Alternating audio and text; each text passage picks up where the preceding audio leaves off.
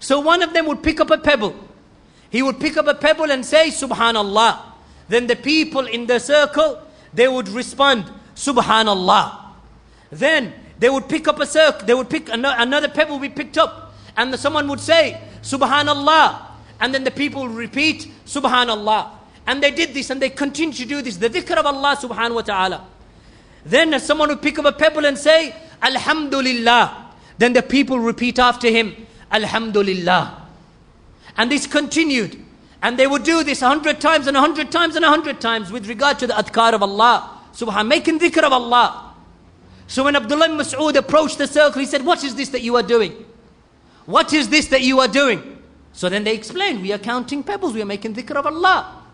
So Abdullah ibn Mas'ud said, rather, you should count your evil deeds, for Allah will not allow your good deeds to go astray. O Ummah of Muhammad, how quickly you have raced towards your destruction. How quickly you have raced towards your destruction. For indeed the clothes of the Prophet are still being worn. They have not worn out. And the companions of Muhammad, of the Prophet ﷺ, are still many in number. And the utensils of the Prophet ﷺ are still being utilized and not broken. So either you are upon a religion which is better than the religion of Muhammad sallallahu alaihi wasallam, or you are upon a deviated way. What was their response, ya ikhwan? We do not intend except that which is good. We do not intend except that which is good, which is the point that is proven. That there are people upon this earth who are upon the path of misguidance, and that they believe that they are upon guidance. That they believe that they are upon guidance. So Abdullah ibn Mas'ud said, how many people intend good, but they never reach that good?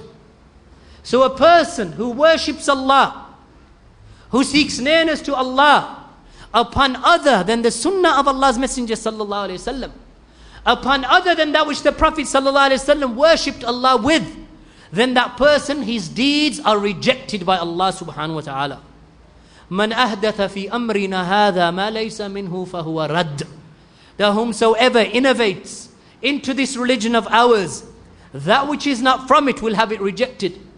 So a person makes his dhikr, these adhkar, subhanallah, walhamdulillah, wa la ilaha illallah, wallahu akbar. And he uses the stones, and he uses pebbles, and he uses these matters. Then this act of worship of theirs is rejected. Those people who celebrate the birthday of the Prophet sallallahu alaihi wasallam, which was not celebrated by Allah's Messenger, which was not celebrated by his noble companions, at the death of the Messenger of Allah sallallahu alaihi wasallam, whom numbered over 114,000, as Shaykh Ibn Uthaymeen has mentioned, over 114,000 companions, yet not a single one of them celebrated the birthday of the Prophet sallallahu alaihi wasallam.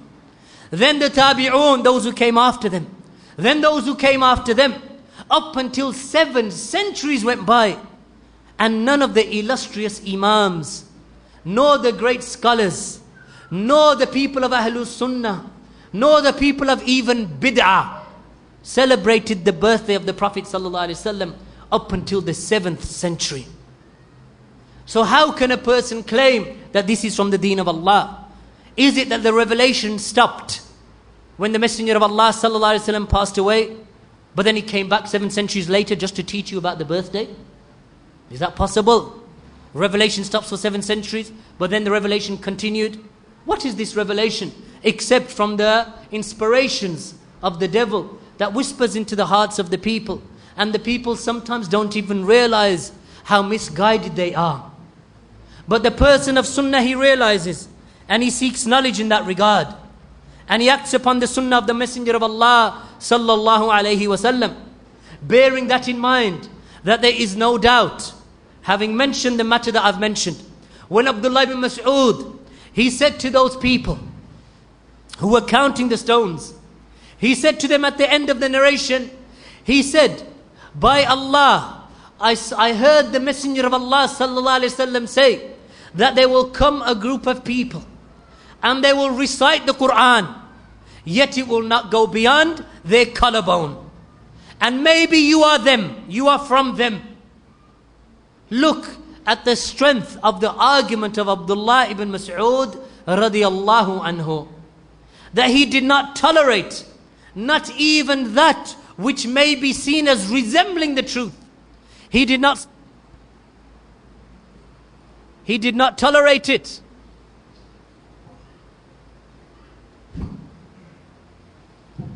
He did not tolerate, not even for a single moment, not even for a single second, anything that opposed that which he knew to be guidance of the Messenger of Allah sallallahu alaihi wasallam. You tell me, ya ikhwan, my brothers and my sisters, you tell me, is there any greater sign of the love of the Quran and the love of the Sunnah and the Messenger of Allah sallallahu alaihi wasallam more than this?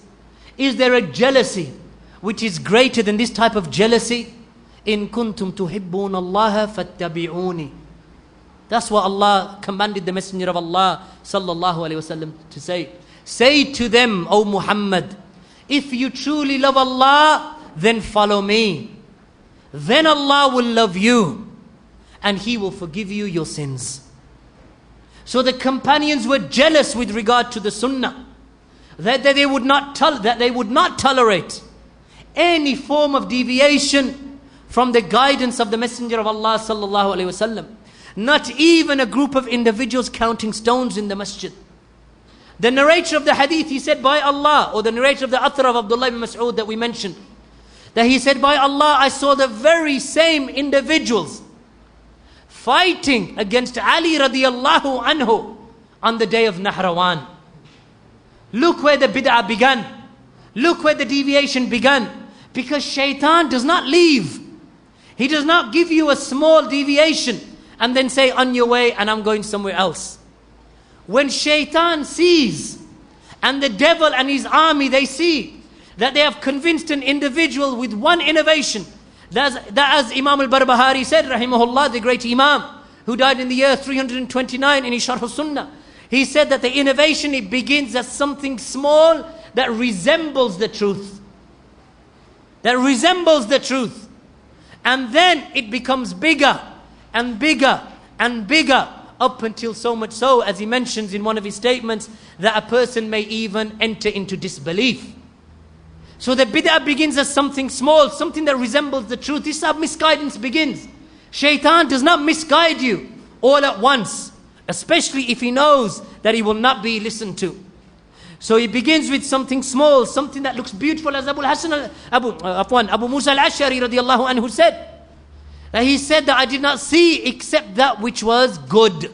That's what he said to Abdullah ibn Mas'ud when he first informed Abdullah ibn Mas'ud about the counting of the stones in the masjid. Because that's how bid'ah is beautified by the shaitan. But look where it led them to.